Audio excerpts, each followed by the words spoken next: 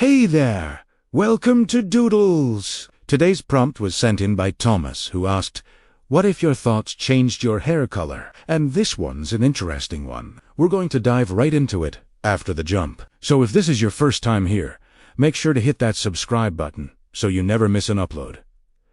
And let's get started. Alright, so this one hits pretty close to home for me. I have super vivid dreams, and they've been known to stick with me throughout the day, changing the way I think about things and acting as inspiration for my art. And I love the idea of thoughts being able to change the way you look, specifically with hair color. But before we talk about how it could affect everyday life, let's go over how this whole concept works. So first off, every emotion, impulse, or idea that pops into your head triggers a different color. Joy might glow a bright gold, while anxiety pulses a calming violet, deception flickers a fiery red, and curiosity shines a cool mint. Basically, the possibilities are endless. Your hair becomes this living mood ring, reflecting your innermost thoughts in real time. Now, this can cause some problems, especially when you're trying to lie. Let's say you're running late for work and your boss asks how your project is coming along. You might respond with a quick update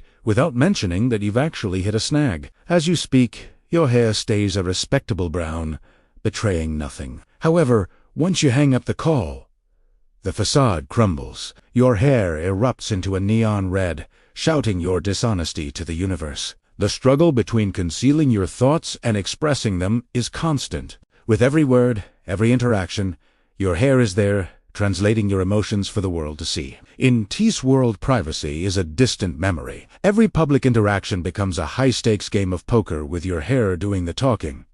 Relationships take on a whole new level of transparency. No more hidden agendas or secret plans. In T's world, partners must confront the rawness of their feelings, laying their hearts and hair colors bare. Trust becomes the cornerstone of every bond, and if your partner can't handle seeing all aspects of you, well, maybe that's a sign to reevaluate the relationship. This isn't all sunshine and rainbows, though being so emotionally open can be draining. Imagine the pressure of having your entire mental landscape broadcast for all to see. The weight of every fleeting thought, every impulsive desire, every fear and insecurity constantly on display.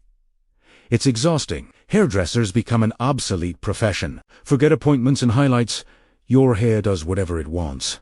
And that's not necessarily a bad thing. In fact, embracing your mental palette can be liberating. There's no more need to conform to societal norms or hide your true colors. Think about it. A riot of color erupts from your scalp as you speak, showcasing the kaleidoscope of your thoughts. People celebrate your unique mental spectrum, and society shifts to accommodate this new reality. Some people even start wearing hoods to conceal their thoughts, turning heads with mystery and intrigue. And then there are those who flaunt their emotional spectrum, their hair becoming a beacon of their authentic selves. This newfound freedom of expression extends beyond individuals. Imagine a group of friends whose hair colors dance in sync, painting the town with their shared emotions. Picture a protest where a sea of heads erupt in angry red, demanding change. The power of collective thought becomes a striking visual force. Even political debates take on a dramatic flair as candidates' hair colors clash and harmonize,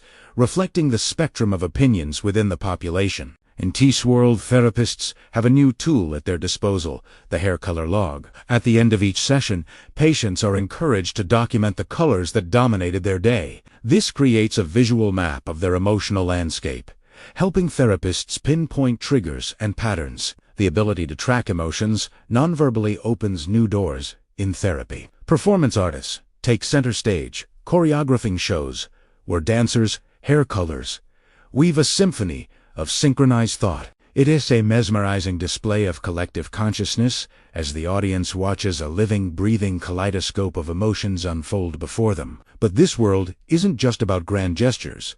It affects the most mundane aspects of life too. Imagine sitting across from someone on a date. Their hair is a captivating display of warm, inviting colors, reflecting their openness and honesty.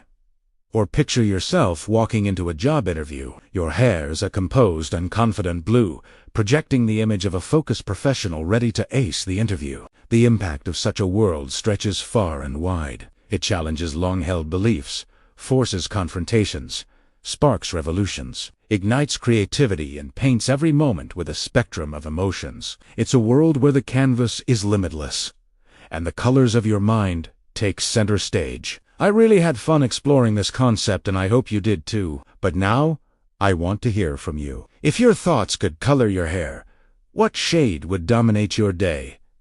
And what color would you hope no one ever sees? Share your mental rainbow in the comments below. If this chromatic twist on consciousness made you rethink your inner world, hit that like button and subscribe to Other Side, where imagination is always in full color. And if you'd like to see more from me, you can check out my page. I've got another video coming up next week, and I can't wait to see you there. Until then, keep coloring outside the lines, only on Other Side. Hello. Yes. Hello. Hello. Is anyone there? Do you remember me? I used to call you every day. We would talk for hours on the phone. You told me all your secrets. I gave you advice. You know, we were best friends. Then something happened. You stopped answering my calls. I didn't understand. I thought we had something special. I thought you cared about me. Do you remember the day we met? It was love at first sight. I knew I had to talk to you. I walked over and introduced myself. We started chatting, and it felt like we had known each other forever. You made me laugh. You were kind and intelligent. I fell in love with you, and you with me. We were inseparable. Then as the months passed, our conversations changed. You started talking about your problems. You told me things that scared me, things that hurt me. You told me your darkest secrets. I listened. I offered my support. I tried to help. But as you spoke, I noticed something disturbing. Your eyes, they held a haunting emptiness, like something inside you was broken. I wanted to fix it. I wanted to help, but all I could do was listen. One day you stopped calling. At first I thought it was just a phase. Maybe you were busy. Maybe you needed some space. But as weeks turned into months, I grew worried. I tried calling you, but it went straight to voicemail. I sent messages, but they remained unanswered. I didn't understand what I had done wrong. I thought we had something special. I thought you cared about me. Then one day I saw you again. You were with someone new. They held your hand. They laughed at your jokes. They looked at you with adoration. I felt a surge of jealousy. Why had you moved on so easily? What had I done to deserve this? As I watched you from afar, I noticed something strange. Your new partner's hair was an unsettling shade of black. It was like a dark cloud hanging over your head. I couldn't understand it. I couldn't comprehend why you had chosen this. I tried talking to you, but you ignored me. You acted as if I didn't exist. Days turned into weeks, and I couldn't shake the feeling that something was wrong. I couldn't understand why you had chosen this path. I couldn't comprehend the darkness that seemed to consume you. I felt lost, confused, betrayed. Then one night I had a dream. I dreamt that I was back in your arms. We were laughing. We were happy. I felt whole. But then the dream shifted. I saw your eyes again, that same haunting emptiness. And then I saw the hair, the dark, dark hair that consumed you. I woke up in a cold sweat. Now I understand. You weren't you anymore. That darkness had taken hold of you. I realized I hadn't lost you. You had never been mine to lose. I had loved a phantom, a figment of my imagination. With that realization came a strange sense of peace. I understood that I couldn't save you because you weren't truly yours.